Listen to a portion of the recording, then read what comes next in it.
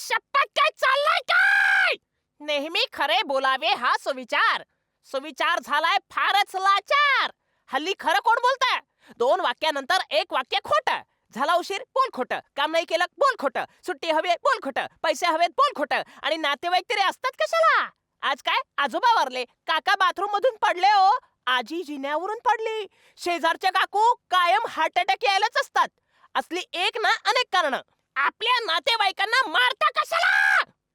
आज तुम्ही त्यांना मारताय, उद्या ते तुम्हाला मारतील जोड्याने. एक खोटं लपवायला आणखी एक खोटं, ते लपवायला आणखी एक खोटं, मग आपण खोट्याधीश बनतो. लोक आपल्याला झोलू म्हणतात. अहो माराल थापा तर मिळेल लाफा. खोटं बोलून तुम्ही समोरच्याला नाही स्वतःला फसवता. तेव्हा नेहमी खरं बोलायला शिका. खोटं बोलून लोकांच्या ब्लॅकलिस्ट मध्ये जाऊ नका. बंद करा खोटं बोलणं बंद करा. काय चोच्या, आज ऑफिस नाही का? नाही रे, काय सांगू तुला, आज माझी आजी वारली.